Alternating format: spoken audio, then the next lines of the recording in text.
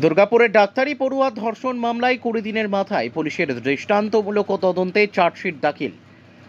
দুর্গাপুরের ডাক্তারি পড়ুয়া গণধর্ষণ মামলায় নজিরবিহীন দ্রুততায় মাত্র 20 দিনের মাথায় দুর্গাপুর মহকুমা আদালতে চার্জশিট দাখিল করল নিউ টাউনশিপ থানার পুলিশ।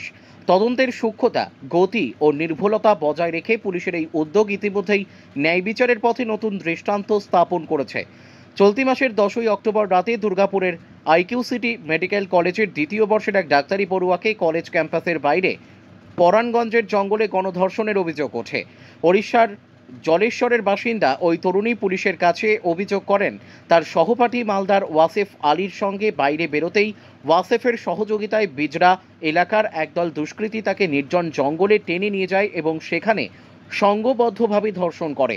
অভিযোগের ভিত্তিতে পুলিশ বিজরা ডাঙ্গাপাড়ার শেখ রিয়াজউদ্দিন, শেখ ফিরদৌস, শেখ নাসিরউদ্দিন ওরফে সম্রাট, শেখ সফিক এবং বিজরা বাউরিপাড়ার অপু বাউরিকে গ্রেপ্তার করে।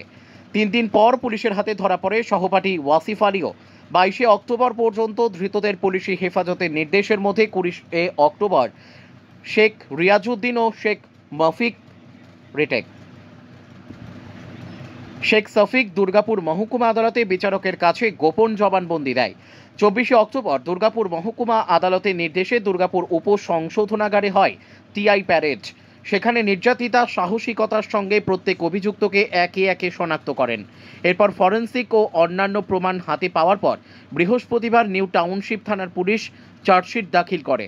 হাইকোর্টের বিশেষ সরকারি আইনজীবী বিভাস চট্টোপাধ্যায় জানান, মোট 18টি ধারায় মামলা রুজু হয়েছে অভিযুক্ত 6 জনের বিরুদ্ধে।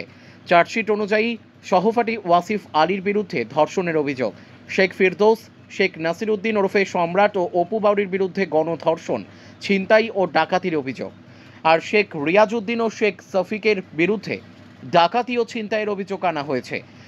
এদিন দুর্গাপুর মহকুমা আদালতে উপস্থিত ছিলেন হাইকোর্টের বিশেষ সরকারি আইনজীবী বিভাস চট্টোপাধ্যায়, আসানসোল দুর্গাপুর পুলিশ কমিশনারেটের এসিপি সুবীর রায়, নিউ টাউনশিপ থানার ওসি নাসরিন সুলতানা, তদন্তকারী আধিকারিক গৌতম বিশ্বাস সহ একাধিক পুলিশ আধিকারিক। আদালত সূত্রে জানা গেছে আগামী 31 অক্টোবর শুক্রবার এই মামলার পরবর্তী শুনানি হবে। এই মামলায় দুর্গাপুর নিউ টাউনশিপ থানার পুলিশের দ্রুত তদন্ত, ফরেন্সিক রিপোর্ট সংগ্রহে দক্ষতা এবং নির্যাতিতার মানসিক দৃঢ়তা সব মিলিয়ে এক নতুন উদাহরণ সৃষ্টি করেছে। মাত্র 20 দিনের মধ্যে চার্জশিট জমা পড়ায় দ্রুত বিচারের আশায় এখন তাকিয়ে বঙ্গবাসী। কি বলবেন, কি হলো ডিটেইলস একটু? চার্জশিটে কি জমা দেবেন? আমাদের 18টা সেকশনে চার্জশিট জমা দেওয়া হলো 6 জনের এগেনস্টে।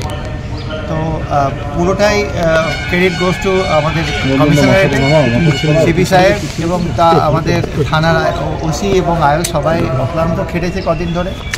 এবং আমরা সেকশন সি 46 সাবসেকশন 1 যে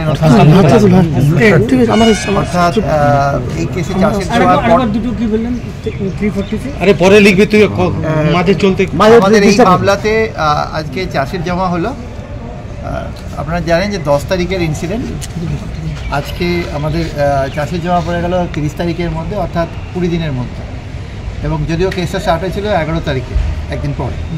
তো আমাদের এই কেসে যে সেকশনে চার্জশিট জমা পড়লো সেটা হলো সেকশন 70 সাবসেকশন 1 মানে গ্যাং রেপ, সেকশন 74, 76, 78, 75, 79 অর্থাৎ আউটরেজ টু দ্য মডেস্টি বা ক্রাইম এগেনস্ট উমেনের যে কটা সেকশন রয়েছে সেগুলো সব। এর সাথে আমাদের এক্সটর্শন, ডাকাতি এবং আরও যে সমস্ত সেকশনে চার্জশিট, ক্রিমিনাল ইন্টিমিডেশনস, একে রেস্ট্রেন করে ক্রাইম করা, এইরকম আমাদের বিভিন্ন সেকশনে চার্জশিট জমা পড়েছে, ক্রিমিনাল কনস্পিরেসি ইত্যাদি ইত্যাদি। তো আজকে আমাদের চার্জশিট জমা পড়লো। আমরা প্রেয়ার করেছি স্টেটের তরফে যে যাতে কাস্টডি ট্রায়াল হয়, মানে খুব তাড়াতাড়ি ট্রায়ালটা শুরু হয় এবং শেষ হয়। কারণ আমি যেটা বলছিলাম সেটা 340 চাইছি, আইনে যা বলা আছে 2 মাসের মধ্যে ট্রায়াল শেষ করার জন্য আমরা আমাদের তরফে সর্বোচ্চ চেষ্টা করব। পুরো এন্টায়ার এডিসিপি টিম, আমাদের কমিশনারেটের team, including the OC of NTS এবং আমাদের এসিপি সাহেব সবাই অক্লান্ত পরিশ্রম করেছেন এবং তার মধ্যে 20 দিনের মধ্যে চার্জশিট জমা পড়েছে। নির্যাতিত সহপাঠী তাকে কি সেকশন দেওয়া হয়েছে? তাকে রেপের কেসে তার সেকশন আমাদের 64 সাবসেকশন 1 এসেছে, যা আমরা ইনগ্রিডিয়েন্ট পেয়েছি। এবার ট্রায়াল হোক, এগুলো সব প্রাইমা বেশি এভিডেন্স না আসা পর্যন্ত বলা মুশকিল, তবে দেখা যাক এভিডেন্সে কি আছে। পরে যারা দুজন এসেছিল ঘটনাস্থলে তাদের কি শুধু এক্সটর্শন দেওয়া হয়েছে? তাদের যেহেতু তারা মোবাইল ছিনতাই করে নিয়ে গেছিলো এবং মেয়েটার কাছ থেকে টাকা যে 200 টাকাটা ছিল সেটাও নিয়ে গেছিলো, যা প্রাইমা ফেসি এভিডেন্স এসছে প্রাথমিকভাবে, তাতে এদের এগেনস্টে ডাকাতি সেকশন, এক্সটর্শন এগুলো এসছে।